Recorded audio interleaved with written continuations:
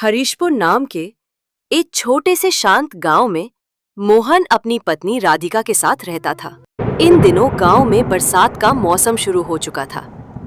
बिजली तड़कने लगी और फिर तेज बारिश की पहली फुहारें धरती पर गिरने लगी। अजी 2 दिन से बारिश लगातार पड़ रही है। ना धूप निकली, ना कोई सूखी चीज बची है घर में।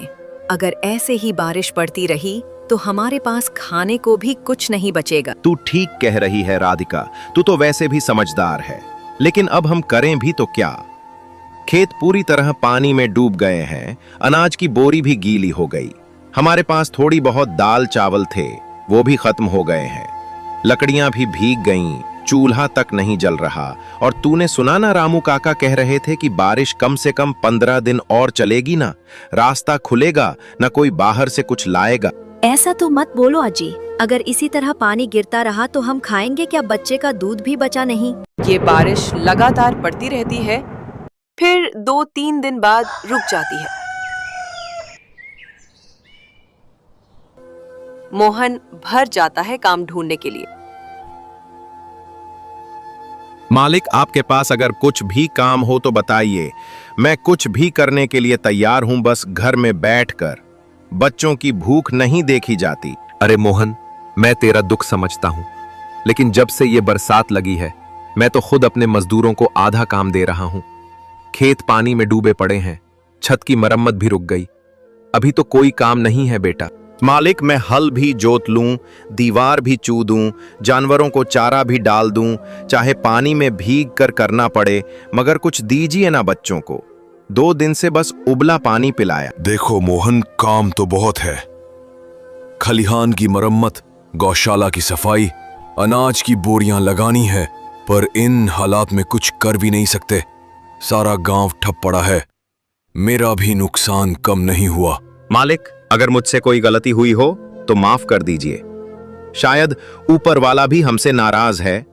सोचता हूं कहीं मैंने किसी गरीब को मना तो नहीं कर दिया था, या किसी भूखे को बिना खिलाए लौटा दिया हो, तभी इतनी बड़ी सजा मिली। गलती किसी एक की नहीं बेटा, ये तो वक्त की मार है।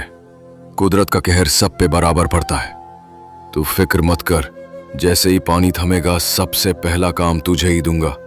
और सुन, शाम तक आंगन में थोड़ी लकड़ियां और अनाज की बोरी रखी हैं, तू ले जा। लेना घर में बच्चों के लिए कुछ तो हो। मोहन 2-3 जगह काम मांगने जाता है, लेकिन बारिश की वजह से उसे कहीं काम नहीं मिलता। थकाकर मोहन चौपाल की ओर जाता है।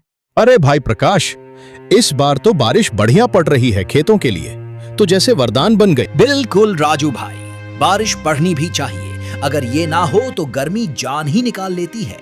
पिछले साल तो मई जून में हालत खराब हो गई थी। सही कह रहे हो प्रकाश, इस बार तो मौसम भी वक्त पर पलट गया है। ऐसे ही 10 दिन तक लगातार पानी बरस जाए तो फसल भी जम जाए और गर्मी भी भाग जाए। अरे हाँ, 10 दिन की तो जरूरत है बारिश की, वरना फिर से धूप निकलेगी तो मिट्टी फट जाएगी। मैंने भी मौसम की खबर देखी थी, बताया जा रहा है कि पीछे से काफी भारी बादल आ रहे हैं। ओ मतलब बारिश रुकने वाली नहीं है? नहीं भाई, मौसम विभाग ने तो साफ कहा है, अगले 10 दिन तक लगातार बारिश हो सकती है। बाहर निकलना मुश्किल हो जाएगा। उन्होंने तो सलाह भी दी है कि लोग जरूरी राशन वाशन पहले ही घर में रख ले। तो फिर चिंता किस बात की? मैं तो आज ही सारा सामान लेकर आ जाऊंगा। चावल, दाल, आटा, तेल सब भर लूंगा घर में, फिर आराम से बरसात के मजे लेंगे। गर्मा गर्म खिचड़ी पकड़ी और ऊपर से गर्म चाय। इतना सुनकर मोहन चौंक जाता है। अगर बारिश ऐसी ही पड़ती रही तो हमारा तो काम खराब हो जाएगा। हमारे घर में तो खाने को भी नहीं है, और ये लोग 10 दिन तक बारिश बता रहे हैं। ऐसे में खाने को कहां से आएगा और घर का किराया कहां से दूंगा? मोहन चिंता करता हुआ अपने घर चला जाता है। अरे भाग्यवान, मैं अभी बाहर से सुनकर आ रहा हूं कि अगले 10-12 दिन तक लगातार बारिश होगी। मेरी तो कुछ समझ में नहीं आ रहा कि मैं क्या करूं, कहां जाऊं। क्या 10-12 दिन तक बारिश मोहन? अगर ऐसा हुआ तो हम खाएंगे क्या? तुम्हें तो पता ही है घर की हालत कैसी है, हर तरफ से पानी टपक रहा है। अब तो बर्तन भी रखने की जगह नहीं बची। हाँ, मैं जानता हूँ राधिका, इस टपकती छत के नीचे हम कब तक टिक पाएंगे? अगर और बारिश हुई तो बच्चों को भी बीमारियां लग सकती हैं। घर में सीलन बढ़ती जा रही है। लाश और देखो, सेठ जी का किराया भी देना है पहले। ये 2 महीने का बाकी है। अगर ऐसे ही हालात रहे तो हम कहाँ से किराया भरेंगे? वो तो सुनते भी नहीं हमारी। बात यही तो मेरी भी समझ में नहीं आ रहा। एक तरफ बारिश रुकने का नाम नहीं ले रही, दूसरी तरफ जेब में फूटी कौड़ी नहीं है राधिका। यह सब मैं अकेले कैसे संभाल पाऊं? मोहन, मैं जानती हूँ कि तुम कोशिश कर रहे हो, लेकिन अब वक्त ऐसा आ गया है कि अकेले की नहीं, दोनों की लड़ाई है। हमें मिलकर ही रास्ता निकालना होगा। अगले दिन ही आसमान में अचानक काले काले बादल उमड़ने लगते हैं और तभी तेज बारिश शुरू हो जाती है, जैसे आसमान फट पड़ा हो। पानी की बूंदें जमीन पर गिरते ही मिट्टी की खुशबू फैलाने लगती है। और अब तो देखो, बारिश और भी तेज हो गई है और ये छत तो जैसे बिल्कुल जवाब दे चुकी है। हर कोने से पानी टपक रहा है। एक तरफ से बारिश की मार है, दूसरी तरफ भूख की मार। अब तो घर में पका भी नहीं सकते, चूल्हा भी गया। मैं क्या करूं राधिका, समझ नहीं आ रहा। बाहर सैलाब जैसा मंजर है, ऐसे में बाहर निकलूं तो जाऊं कैसे? मोहन देखो, मैं जानती हूँ बाहर हालात अच्छे नहीं हैं, लेकिन सोचो जरा, अगर ये बारिश ऐसे ही चलती रही तो हम खाएंगे क्या? बच्चों को क्या खिलाओगे? ये टपकता हुआ घर आज नहीं तो कल हमारी जान ले लेगा। ये भूख हमें उससे पहले तोड़ देगी। राधिका, इतनी बारिश में निकलना जान जोखिम में डालने जैसा है। रास्ते में कीचड़ ही कीचड़ है, पैर भी फिसल सकता है। और फिर मुखिया जी क्या मदद करेंगे?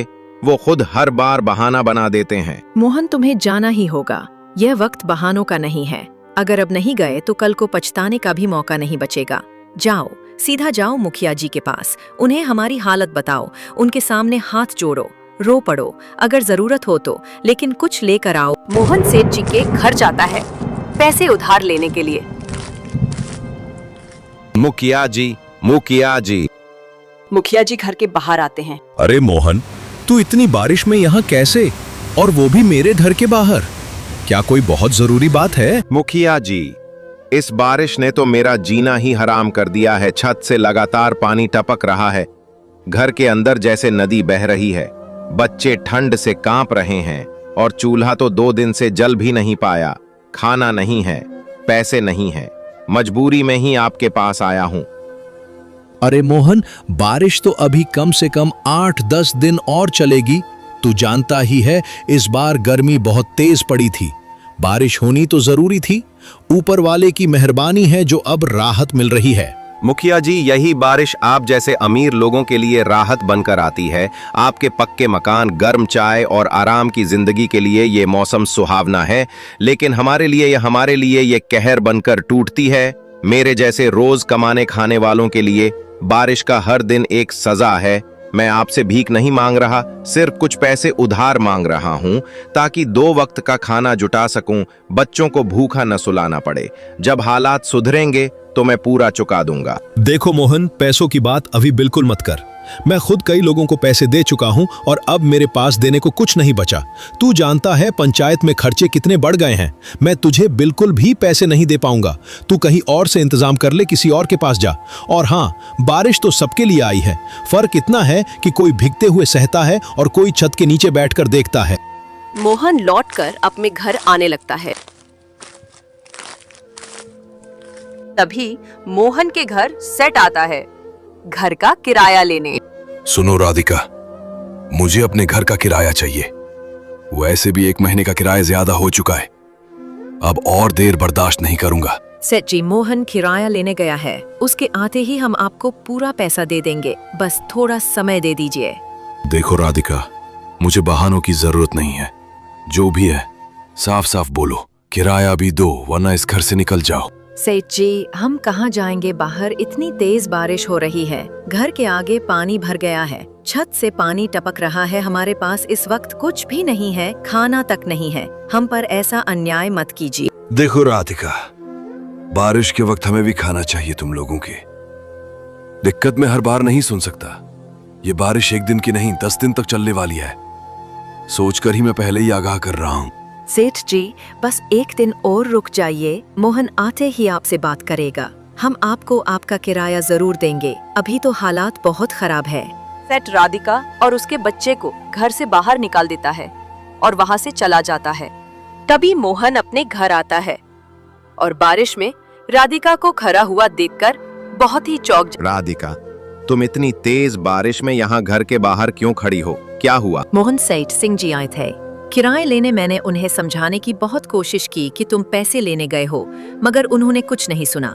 बोले कि बहाने बहुत सुन लिए, अब एक दिन भी नहीं रुक सकते, और हमें घर से बाहर निकाल दी। उन्होंने इतनी बारिश में तुम्हें बाहर निकाल दिया, उन्हें जरा भी इंसानियत नहीं है।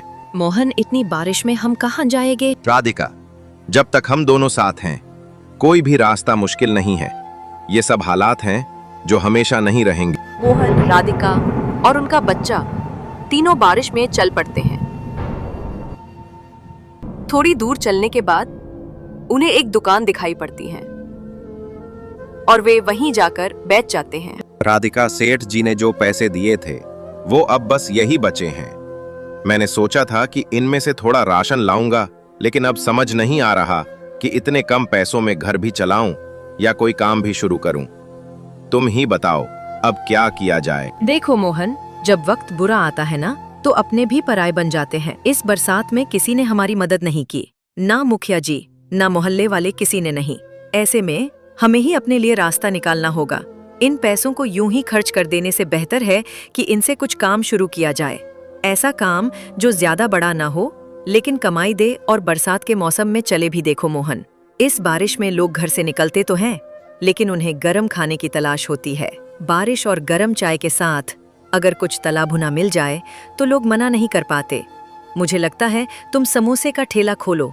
गरम गरम समोसे बारिश में खूब बिकते हैं। राधिका, ये तो सच में बहुत अच्छा आइडिया है। समोसे तो हर मौसम में चलते हैं, लेकिन बारिश में तो खासकर। और ठेले के लिए ज्यादा बड़ी पूंजी भी नहीं चाहिए थी। मोहन अगले ही दिन से समोसे का ठेला लगा लेता है और कुछ ही दिनों में उसके समूह से काफी अच्छे चलने लगता है। अरे वाह मोहन, तेरे समोसे तो कमाल के निकले यार। ऐसा स्वाद तो मैंने पूरे गांव में कभी नहीं चखा। एकदम कुरकुरे, अंदर से मसालेदार और बाहर से सुनहरे। क्या बात है।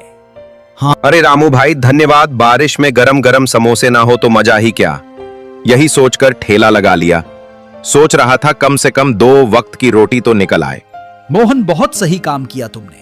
बारिश हो और गरम समोसे ना हो तो मौसम अधूरा लगता है। और तुम्हें तो इतने स्वादिष्ट समोसे बनाए हैं कि एक खाओ तो दूसरा अपने आप बुला ले। अरे बस आप लोगों का प्यार ही तो मेरी असली कमाई है। जब कुछ नहीं था तो राधिका ने कहा था कि मेहनत से काम कर किस्मत खुद ब खुद बदल जाएगी।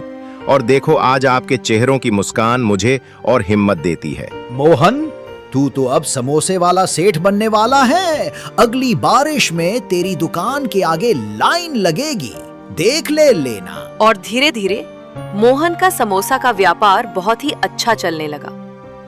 मोहन ने समोसा के व्यापार से ही सेठ का सारा किराया भी दे दिया और खुशी खुशी अपना जीवन व्यतीत करने लगे। अगर स्टोरी अच्छी लगी हो तो हमारे मौर्या स्टोरीज यूट्यूब चैनल को सब्सक्राइब जरूर करें।